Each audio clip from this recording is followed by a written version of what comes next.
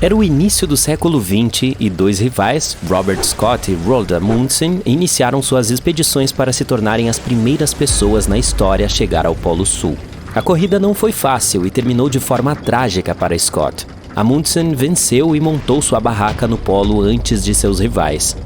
Um membro da expedição de Scott, conhecida como Terra Nova, o geólogo britânico Thomas Griffith Taylor, não apenas sobreviveu às condições adversas, mas também fez uma descoberta inesperada.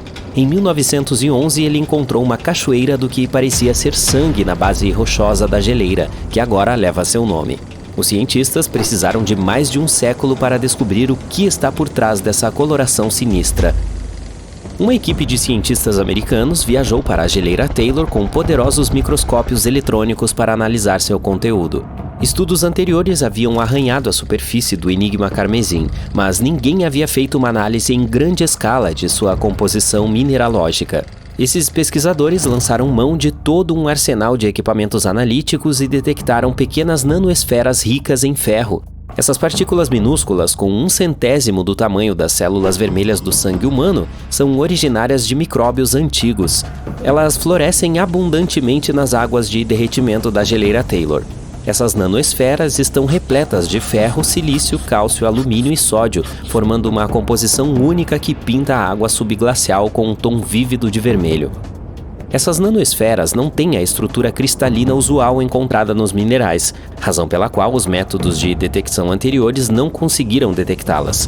As profundezas geladas da geleira Taylor abrigam uma antiga comunidade microbiana que prosperou em isolamento por milhares ou possivelmente até milhões de anos.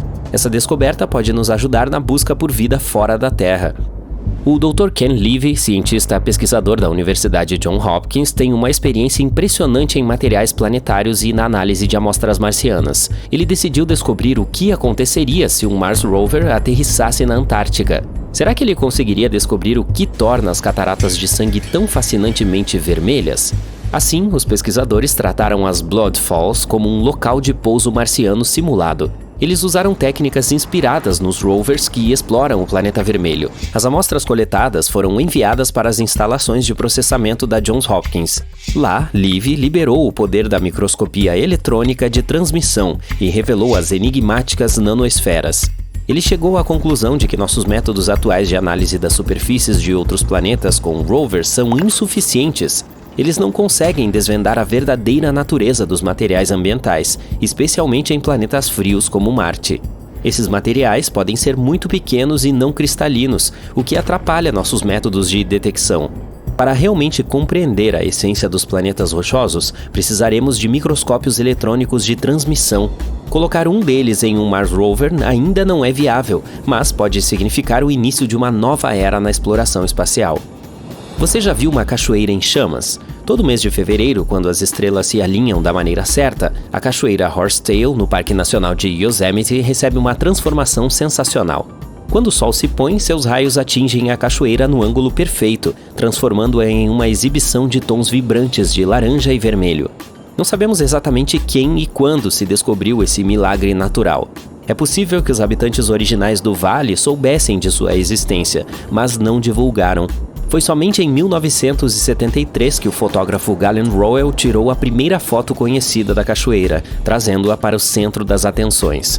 Desde então, a Firefall se tornou uma sensação global, espalhando-se como um incêndio nas mídias sociais e atraindo multidões de todos os lugares.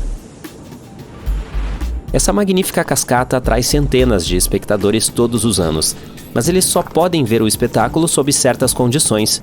Em primeiro lugar, a Horsetail Fall precisa de um riacho caudaloso. Se não houver neve suficiente em fevereiro, a cachoeira não terá água para criar a mágica. As temperaturas devem ser quentes para derreter a camada de neve durante o dia. Se estiver muito frio, a neve permanecerá congelada e o espetáculo de fogo não se acenderá. Em segundo lugar, precisamos de um céu limpo no oeste ao pôr do sol. Os raios de sol precisam de um caminho reto para atingir o Horsetail Fall e fazer com que ele ganhe vida. E como o clima em Yosemite está sempre mudando, as nuvens podem se dissipar magicamente bem na hora do show. Se todas as condições estiverem corretas, você testemunhará a Yosemite Firefall em toda a sua glória por cerca de 10 minutos. O mistério das pedras de vela no Parque Nacional do Vale da Morte, na Califórnia, tem intrigado os cientistas há anos. As pesadas pedras parecem ter vontade própria e se movem pela Racetrack Playa, um leito de lago seco. Elas deixam um rastro na lama rachada. Havia todos os tipos de teorias para explicar esse fenômeno, desde campos magnéticos ou dust devils, que são fortes redemoinhos, até brincadeiras maliciosas. Ninguém realmente testemunhou essas rochas em ação, o que só aumentou o mistério. Em 2006, um cientista da NASA chamado Ralph Lawrence entrou em cena. Ele estava estudando as condições climáticas em outros planetas, mas não conseguiu resistir ao fascínio do Vale da Morte e daquelas pedras de vela esquivas. Ele teve um momento de eureka enquanto mexia na mesa da cozinha com um recipiente Tupperware. Lawrence encheu o recipiente com água, deixando uma pequena pedra para fora e o colocou no freezer.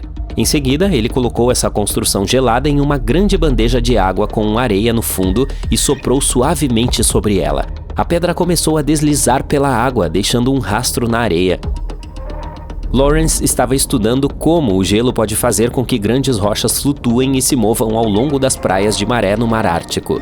Aplicando esse conhecimento, ele e sua equipe de pesquisa descobriram que, sob certas condições de inverno no Vale da Morte, água e gelo suficientes poderiam se formar para fazer as rochas flutuarem pela Racetrack Playa como uma brisa leve, e ao deslizarem, elas deixavam sua marca no terreno lamacento. O Rio de 5 Cores, Caño Cristales, na Colômbia, tem o título não oficial de rio mais bonito do mundo. Na maior parte do ano, ele se parece com qualquer outro rio comum. A verdadeira mágica acontece entre as estações úmida e seca, quando o nível da água está perfeito. O fundo desse rio único é revestido por uma planta especial, e quando as condições são adequadas, ele se transforma em uma deslumbrante exibição de cores. Pense em vermelhos vibrantes, amarelos deslumbrantes e verdes exuberantes, todos se misturando com a água azul. É como entrar em um arco-íris vivo com milhares de tons entre eles. Essa exibição fenomenal dura apenas algumas semanas, de setembro a novembro. Durante a estação úmida da Colômbia, o rio flui muito rápido e profundamente, cobrindo o fundo do rio e negando às plantas a luz solar necessária para ficarem vermelhas. E na estação seca, simplesmente não há água suficiente para sustentar a vida vibrante do rio. Portanto, você precisa pegá-lo no momento certo. A razão por trás das praias das Maldivas brilharem no escuro à noite não é um mistério, mas isso não as torna menos impressionantes. Isso acontece graças ao plâncton bioluminescente.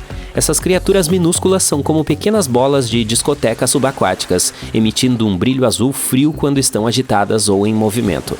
Imagine caminhar ao longo da costa e deixar para trás pegadas brilhantes. Você pode até nadar à noite entre esses plânctons mágicos. Os pesquisadores descobriram que sua bioluminescência é, na verdade, um mecanismo de defesa inteligente contra predadores. Quando esses micro-organismos piscam suas pequenas luzes azuis, eles desorientam e surpreendem seus agressores. O plâncton produz essa luz usando uma substância química chamada luciferina. Esses plânctons encantadores podem aparecer em qualquer época do ano, mas as melhores chances de vê-los em toda a sua glória brilhante são de junho a dezembro. Durante esse período, há um volume maior de plâncton nos mares das Maldivas, criando as condições perfeitas para um espetáculo luminoso depois que o sol se põe e o céu noturno toma conta. Você só testemunhará a magia do plâncton bioluminescente quando as correntes das marés os trouxerem em grande número para perto da costa. É difícil prever exatamente quando esse show espetacular acontecerá. Portanto, certifique-se de fazer sua pesquisa e prepare-se para tirar fotos com um ISO alto para capturá-lo exatamente como aparece nos catálogos de viagem.